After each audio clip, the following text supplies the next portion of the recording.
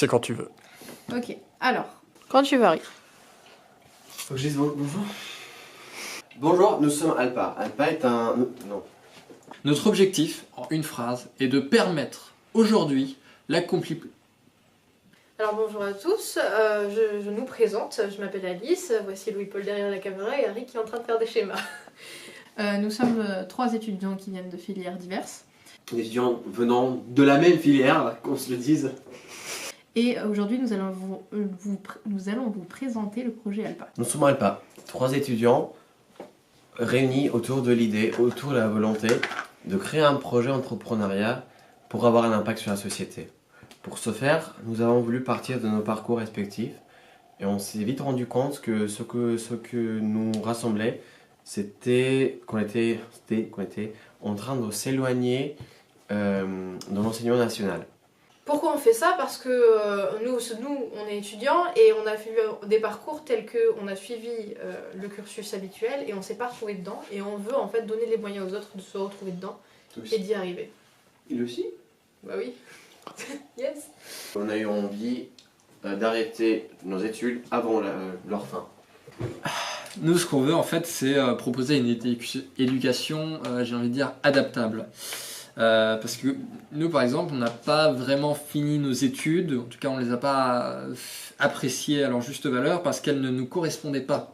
Et donc, on veut faire en sorte qu'elles correspondent aux autres. Puisque les méthodes employées dans l'enseignement ne semblaient pas adaptées et ne correspondaient pas à nos besoins. Ce phénomène est malheureusement de plus en plus répandu. On voit de plus en plus de collégiens, de lycéens se sentir perdus dans l'enseignement. Si l'école républicaine n'est pas adaptée, c'est parce que les méthodes employées ne sont pas universelles, ne parlent pas à tout le monde.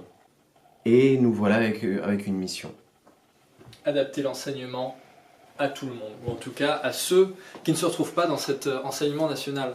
Et pour ce faire, nous voulons partir de concepts universels, c'est-à-dire partir de comment notre cerveau fonctionne et de ses capacités qu'on commence à découvrir, ou même qu'on a découvert il y a longtemps, mais qu'on redécouvre. Notamment son besoin naturel d'obtenir toujours de nouvelles informations, son aptitude à résoudre des problèmes, sa capacité à retenir mieux un dessin que des mots. Tout ça, nous voulons les transmettre très concrètement. Ce sont des outils qui vous permettront de gagner du temps, c'est-à-dire de faire ce que vous faisiez avant, mais plus rapidement, avec plus d'efficacité et d'efficience, c'est-à-dire en utilisant moins de ressources, votre force, votre énergie, et en ayant plus de résultats. C'est pas beau ça quand même?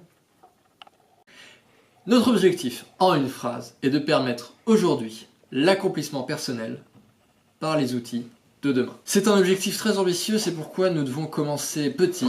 Pour arriver à cet objectif, il va nous falloir procéder par étapes. La première serait de mettre en place un jeu basé sur la gestion du temps, qui... Ok, je me suis perdu moi. Comment? Le jeu... C'était Alpa. Yes. L'axe premier, ce sera d'utiliser les jeux pour que tout le monde s'y retrouve, parce que le cerveau aime les jeux.